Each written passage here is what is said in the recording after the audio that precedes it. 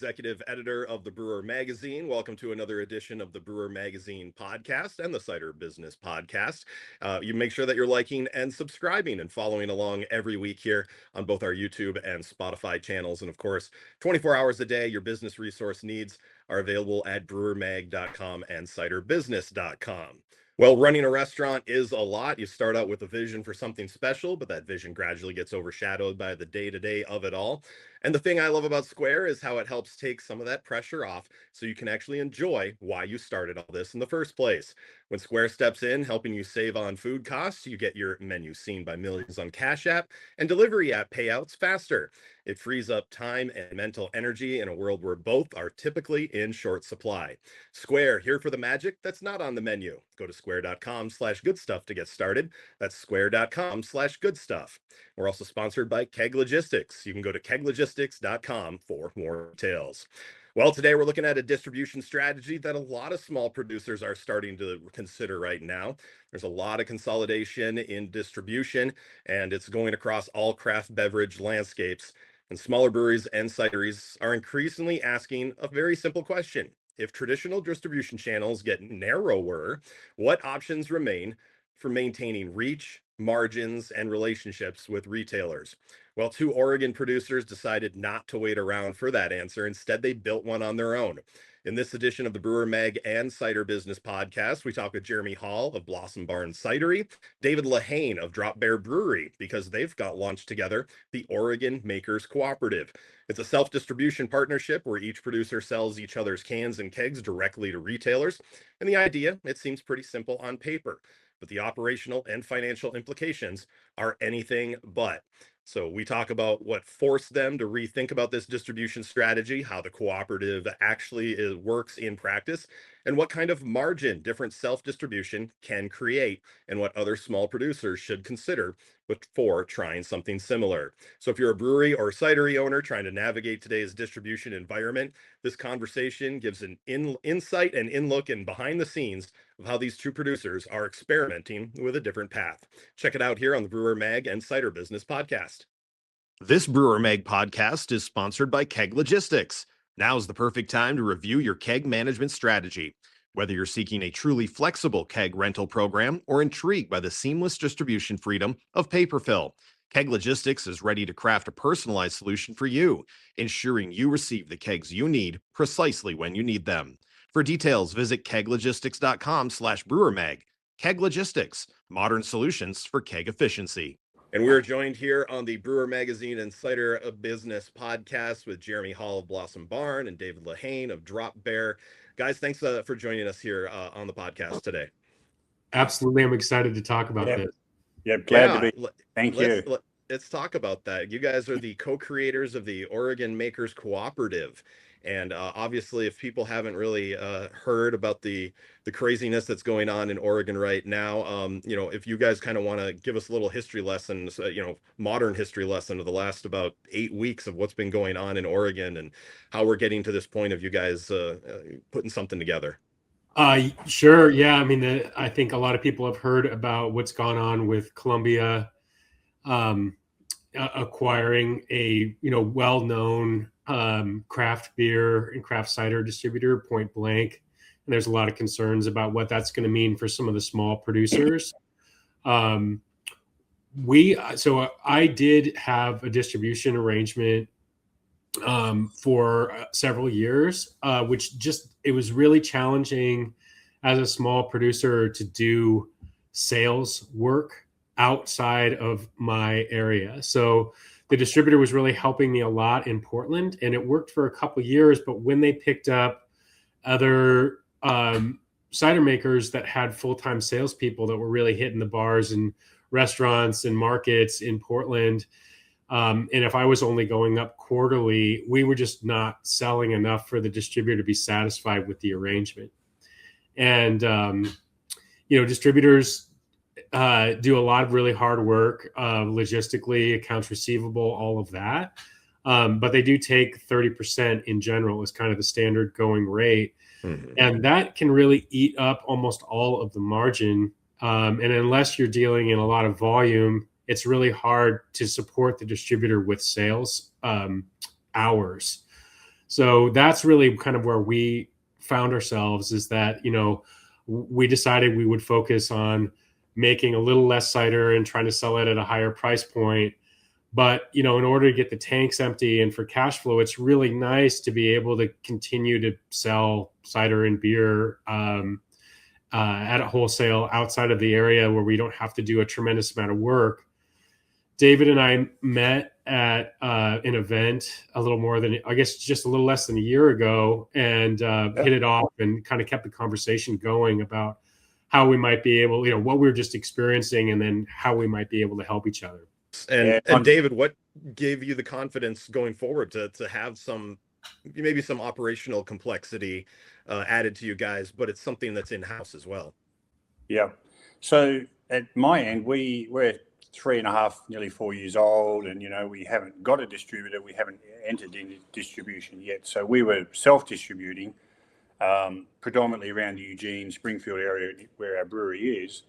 And exactly like Jeremy said, it's hard work, to be doing that and making sure you're knocking on doors. And it's also difficult. I go to see people who are also busy and understaffed, and everybody's trying to survive in today's current market.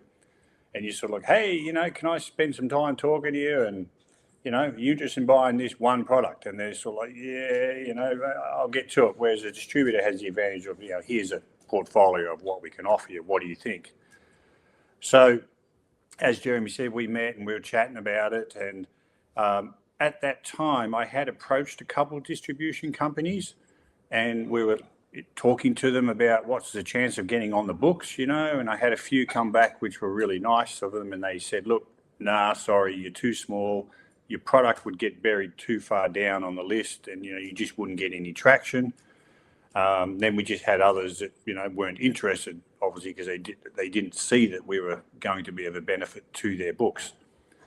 So Jerry and I were chatting, and one thing we noticed is, particularly in our area, because it's a small area, when things are quiet, of course, every bar's quiet, so your distro sales are down. So that means you're also quiet, so your distribution part of your business is also struggling, as well as across your taps. So that's why I thought, well, we need to expand our field. And exactly like Jeremy said, I've been knocking on doors in Portland area trying to expand our growth, and it's just hard to be everywhere at once.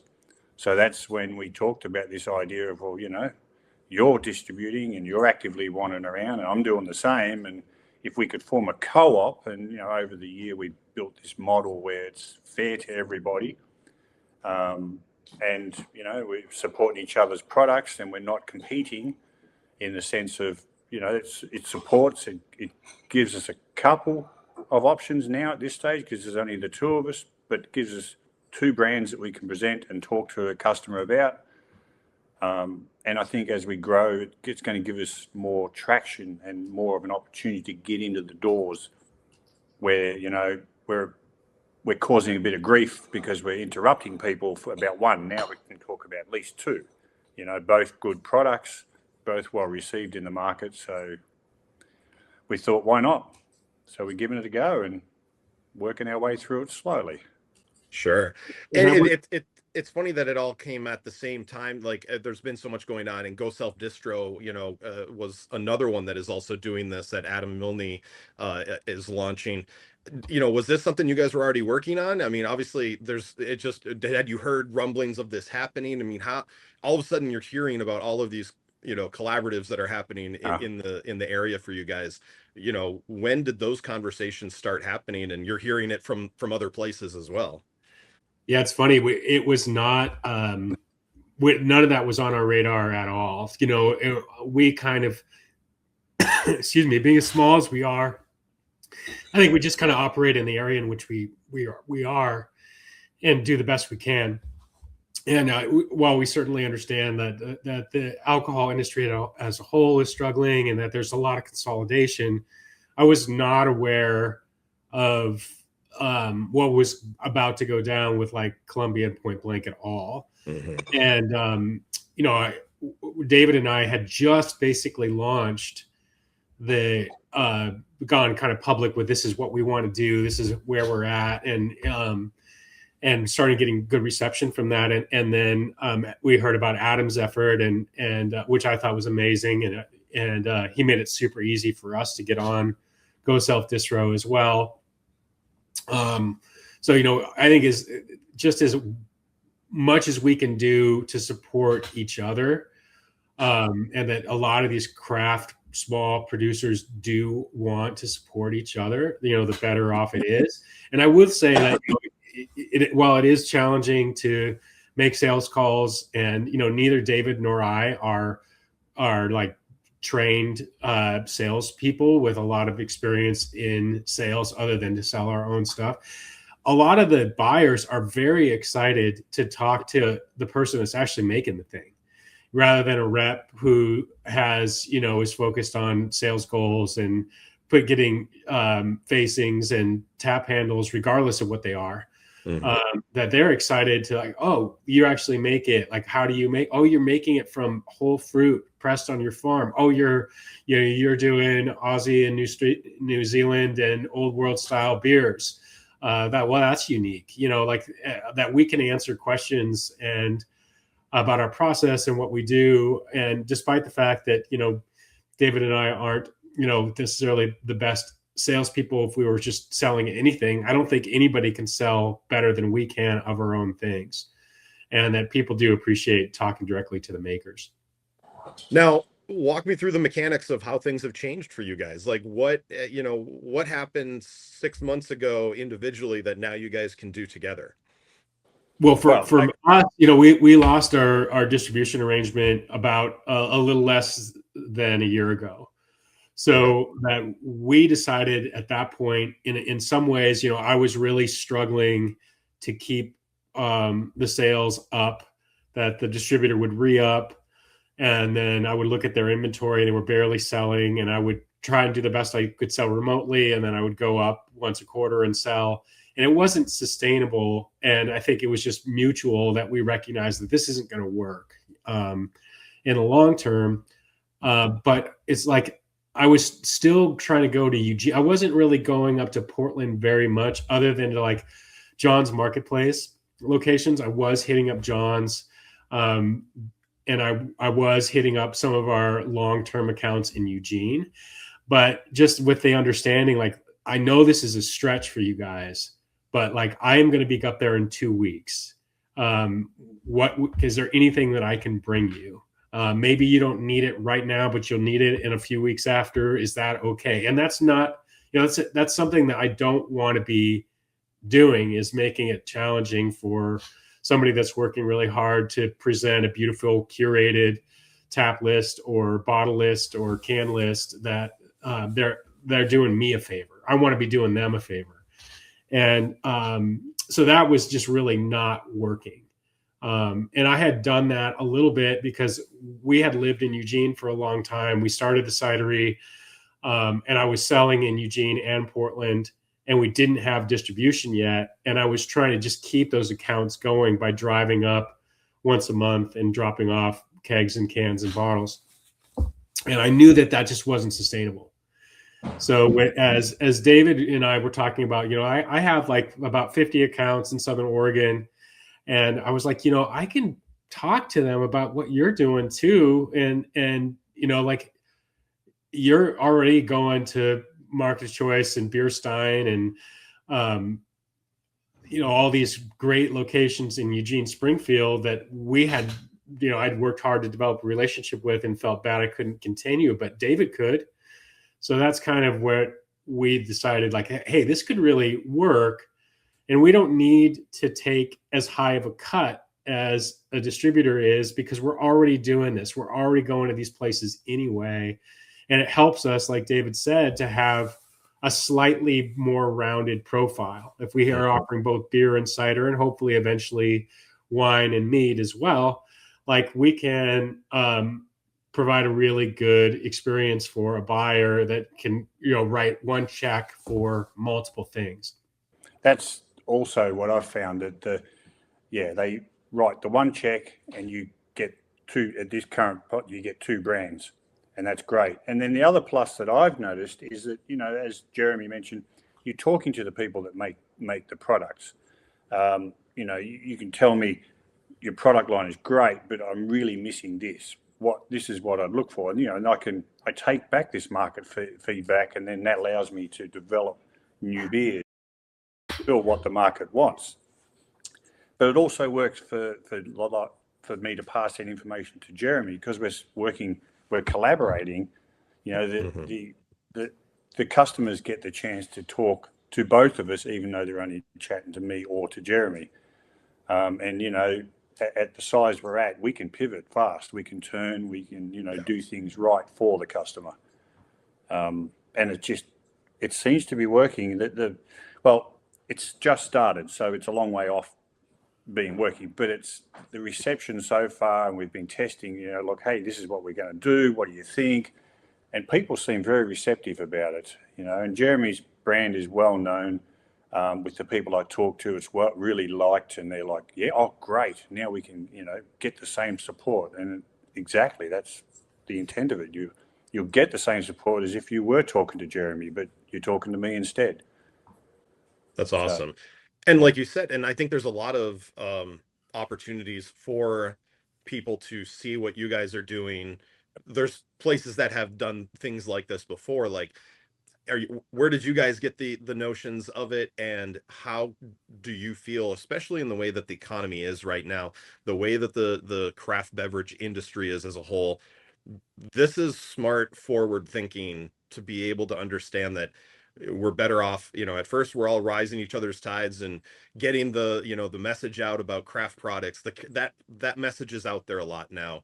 Yep. Now it's about the maturing market and working together. It doesn't, you're seeing a lot of acquisitions and mergers and things like that. And that's not what this is. This is just an opportunity to be able to level up your brand together instead. Like, are you seeing this from other people? Are you seeing this to be an encourager of others to do this? Well, yeah, you're right. I think the way the industry is, as Jeremy pointed out, and we all know, it's the alcohol industry is going through a tough time. There's a correction, or whatever you want to call it, but it's not good. It's tough, and there's good people that are going down. And yeah, we see that. I saw originally, when the idea in my head a while ago, because I've been baking this idea for quite a while before I was talking to Jeremy, was that if we don't work together, we're not going to survive. Like you said, it's great when everybody's going gangbusters and you just jump on and ride the wave. But now we have to think differently and work differently to make this work. And I think the industry, the consumer side, is also almost ready, or is ready for a change, in the sense of, like Jeremy mentioned, talk to the people that actually make the product.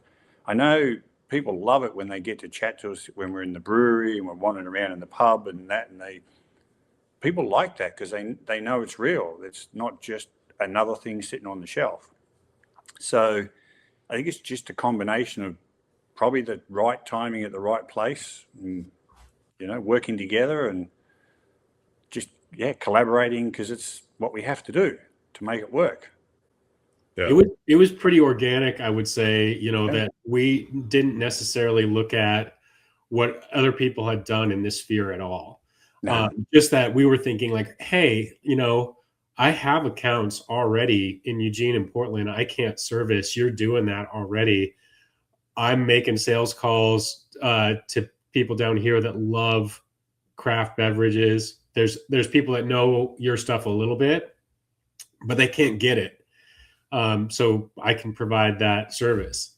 And I can make a little bit of money more off every sales call I do. If I sell, thinking about this, if it really can work, if I sell 100 cases of David and Lorraine's beer, plus say 10 barrels of their beer, and he does the same for me, that's $10,000 in additional revenue.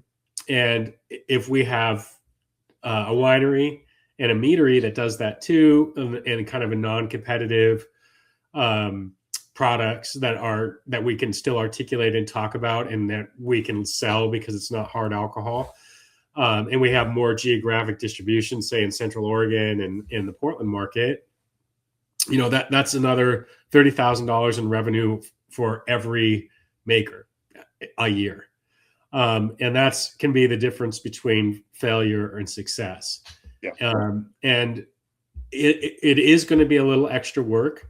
Yeah. Right now in terms of logistics, the plan is that David and I will switch off, or we'll meet up in Roseburg, kind of in the middle, in terms of delivering products that we'll maintain. I won't have David's full lineup in all formats, and David won't have my lineup in all formats, but we'll maintain a small inventory. We'll be able to hand out samples. And then when we do a sale, the customer writes a check to either Blossom Barn if I'm making the sale, or Drop Bear if David is, and then we reimburse the other maker in a week with 80% of the total sale. So that's basically the concept and the idea. Very nice. And you brought this up as well, but that you do want to kind of bring in, wineries or meaderies to be able to kind of flesh out the portfolio. How carefully are you going to evaluate those brands? Do you have people in mind? You're working on people, do you see yourselves growing quickly to that 4 brand portfolio, or, what's the thought process right now? See where you guys are going. This Brewer Mag podcast is sponsored by Keg Logistics. Now's the perfect time to review your keg management strategy. Whether you're seeking a truly flexible keg rental program or intrigued by the seamless distribution freedom of paper fill, Keg Logistics is ready to craft a personalized solution for you, ensuring you receive the kegs you need precisely when you need them. For details, visit keglogistics.com/brewermag. Keg Logistics, modern solutions for keg efficiency.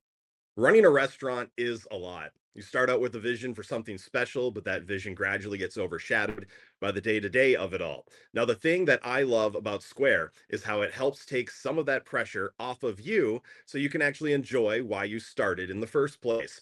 When Square steps in, helping you save on food costs, get your menu seen by millions on Cash App, and get delivery app payouts faster, it frees up time and mental energy in a world where both are typically in short supply. Square, here for the magic that's not on the menu. Go to square.com/goodstuff to get started. That's square.com/goodstuff. We want to make sure, I think, that we find, like somebody that's going to tick at least a lot of boxes. Somebody that's the goal. I think it has to be that somebody is already doing aggressive self-distribution in their home territory that doesn't overlap where we're at. So the big markets that we don't have good representation of at all are Bend, Sisters Madras area, Central Oregon as a whole. And while David is doing sales calls into Portland, it's tough to do that from Eugene. And if we had somebody that was in, the wine country, either in the Gorge or in the west side of the Willamette Valley, that's close to Portland, that's aggressively doing wholesale. And I think that the formats are important too. Both David and I would like to be selling draft, and the draft is a really important part of what we do, because that's how we could test products or do super limited releases without, generating a label and trying to sell it in that format. So we would like to have somebody that has cold storage and the ability to move kegs and is selling kegs of wine or mead as well. We have a couple. We've actually haven't had much luck yet in the wine world, but we have, surprisingly, we have had some interest in mead world, and so we've started some conversations, and we'll keep those going. Yeah, and we're developing behind the scenes. Jeremy and I are developing the checklists for whatever it is, the SOPs, so we can, establish what we really do need to tick and make it work, and then with the intent of having this knowledge that we can then share as this grows, and people hopefully start talking to other people, and next thing you know, we're getting a bit of a network forming. It'd be good to have the business model rounded to the point where we know it's going to work. If you tick these critical boxes, then it's going to work. And if you don't, well, it has to be, like Jeremy said, but like cold storage is one of them. It has to have to be aggressively self-distributing and also have cold storage, to make sure that every person or every co-op member's product or brand that you're presenting, you're presenting it exactly as it should be. Sure. So, yeah. And OMC is obviously in its infancy right now, but and you, David, you kind of talked about this. What surprised you the most about what the retailer buyer has had as a response, and having that discussion with them, and are they excited for what you guys are doing? I think so. Yes, that's the impression I've been getting. We've done a couple of recent tastings up at John's Marketplace to support our brand up there, our brands, and we've been, talking to the people at John's Marketplace, the management, about what we're planning to do, and are they interested? Because, like Jeremy said, he had his brand up there too, and they were like, "Oh, that's great," And then also on the knocking on doors, just cold calling in the Portland area, I've been telling people that this is what we're doing, and I have these handouts that we hand out, which has information about what we're doing, what we're planning, proposing, and the reception seems to be good in the sense that I think people like the fact now that they're actually talking to the makers, which I think that's good. And I don't know whether that, like Jeremy said, I'm not a salesperson, haven't done this before, but so I can't draw on history on what it's like to work for a distributor because I haven't been one, but I'm getting the impression that maybe change is ready for it in general. We have, I have relationships with a lot of different buyers, and I know, like, okay, this person I need to text them on Tuesday morning, and this person I need to email on Wednesday afternoon, and this person requires follow-up and hand-holding, this person doesn't, this person wants to taste everything, this person will just bring something in. So like that knowledge is really valuable, and of course distributors have that knowledge, right? They know that, but we're in a special spot. We're not only the ones that are making the sales calls, but we're the ones making the product, and there's a lot of trust in that. And to be able to just leverage that trust a little bit, I taste every beer that David makes, and I give him feedback. I was like, I can sell this. I know I can sell this. So, I think like, oh, your Scottish Ale and your Czech Pilsner, those are super great, unique beers. That's going to be an easy sell for me. And those are styles that people like.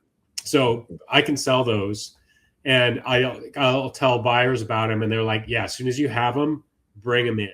I'll put them on tap.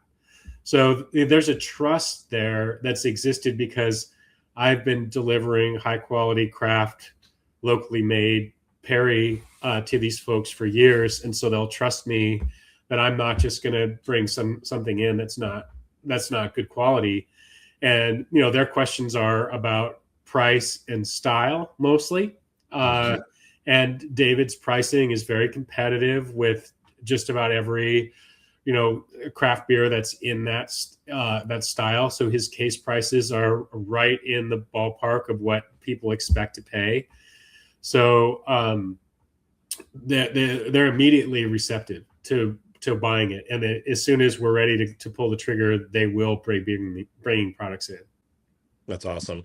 And funny enough, I've actually kind of become an assistant beer buyer for our curling club. We actually have a 6-tap bar, and full liquor as well. And we have another guy that deals with the liquor side. But obviously they know I'm in beer, so that I've become, as my 3rd year now curling. They're like, hey, wait, you're already behind the bar. You might as well start helping pick some of these stuff as well. So I'm seeing it from the other end as well, where if someone's offering the fact that I only have to talk to one person for 2 different products instead of, because the one thing is, I want to get out there. I want all of our local breweries to be able to be in there. But at the same time, luckily I know most of the products, but like the other guy, when he was coming in, he didn't know about the brewery that was 35 miles away, and he would have to either go there and taste it or have them come. But we're not a 9 to 5 type, or 9 to midnight type of bar. We're Yeah. very much 5 until after. Well, those guys are done with work. They're not going to be running around doing sales calls.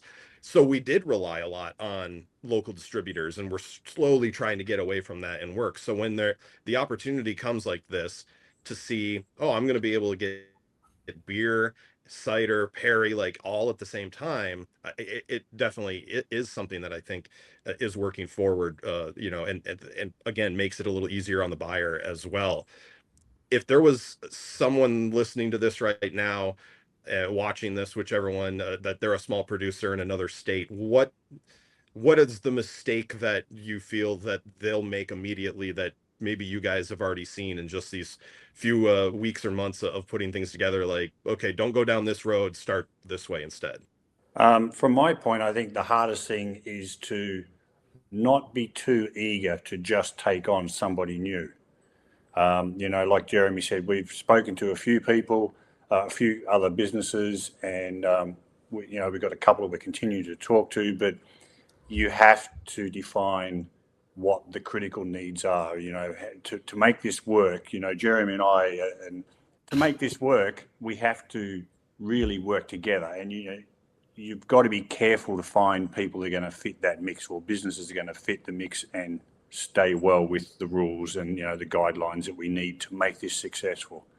I think it would be very easy to get half a dozen other companies on the books, but it wouldn't work. That would destroy it. So that's what I think so far.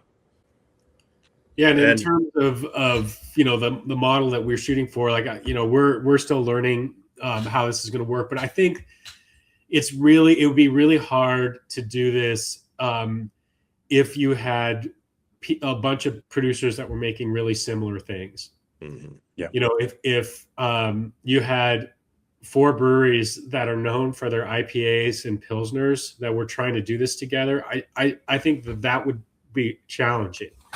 If you had, breweries that make distinctive beers and can really, fill up an 8-tap kegerator with all the different styles, then that's something different. But I think it's important, if you're going to work collaboratively, that obviously, in the cider world, if everybody's making great cider and it's getting out there, of course that helps. But in terms of selling it, I think that the fact that we're a distinct cider maker, we make Perry only. That's the only thing that we do. So we're a distinct brand in that way. So we could hypothetically work with a cidery that's doing more fruity ciders. However, there's a lot of accounts that, especially draft accounts, they might only have 2 or 3 cider taps total on their entire lineup. And the last thing that we want is for, if I'm slinging cider and trying to sling someone else's cider, of course, I'm going to probably I'm motivated to sell my own, right? Whereas if I'm selling beer and mead and wine, it's different, So I think that's been something that has kind of guided us. And obviously we don't have enough experience to know for sure if that's right, but we think that's right. We care deeply about Jeremy's product like we do our own. Yeah. And I think that's the beauty of it. If, not having 2 cideries to have to care as much about, that makes it difficult. If I divide my loyalty across 4 different beer manufacturers, well, I just don't think it would work. So that's probably the best. Just to be focused on where you want to go and stay true. Anything keeping you guys up at night when it comes to this venture? Yeah, a few things. Just in general, like, is this going to work? Is it going to get enough traction? That's what my biggest keep ups are. It feels to me like really low risk, though. The only thing would be is if I give David too much cider to sell and he can't sell it, and then I have to take it back. My product is dry and pasteurized, so it is shelf stable for a really long time. Whereas, David is making live beer and he's not pasteurizing it, and beer has a much more limited shelf life. And so managing that inventory where I'm able to sell enough different things and attract enough different audiences. And a lot of people are telling me, like, hey, listen, if I'm going to bring in a new brewery, I want to bring in 2 facings. What do you have? And if I don't have two things that are kind of meet the profile that they want, which is generally they want a Pilsner and IPA, but they would be open to other things too. So just maintaining a small enough inventory where I'm able to sell it, because I know how much work goes into this. I mean, David is brewing and packaging all these products himself. I know exactly what that means because I do it too. Yeah. So I know how much work goes into that, $65 case. And even though that's not a tremendous amount of money, I value it, and I don't want to not be able to sell something that I take on. So I want to have a good inventory, but not too big of an inventory. And I think that will be, a delicate balance of something to do. That's the thing too. It's. I want to give Jeremy the right product and enough product to make him be successful in his area, but I've also still got to protect my current customers in my area. So it's that balance that we're working out. How do we do this? How do we make this work? And it'll come together. It's just working through it and, constantly talking to each other and forecasting as best we can, sort of. We've got to work all through this stuff. Well, it's awesome, and best of luck to you guys for this. I think it's awesome that, people are finding each other, people are looking to build each other up, and I think that's great for this industry. So, cheers for you guys on that, and I appreciate you sharing on that. But I do like to end the podcast with fun stuff, because we just talked business for half an hour. So let's talk a little bit about you guys. I always like to throw some random questions out, and this one always seems to be a fun one sometimes because people get grossed out by what I talk about. What's the weirdest food combination you secretly love? And I'll start with you guys so that you guys have a second to think. And if people have watched this, they know what mine is. I do like garlic bread with spaghetti, but I grew up with a slice of peanut butter on bread instead of garlic bread. I don't know if maybe my mom didn't like garlic or something like that, but what's the weirdest food combination that you secretly love and people just look at you like really weird when you want to eat it? Well, mine's an easy one. It's Vegemite with avocado. And I figured that was coming from you. Yeah. And people just look at me like, what is wrong with you? And I'm like, I don't know, but I like it. Man, I definitely have a diverse palate, but it's I don't know if it's really strange. I mean, I love all kinds of different ferments. So like lacto fermented pickles on sandwiches, that some people might think that that's weird. But God, I can't think of anything too crazy and weird that I do in terms of eating.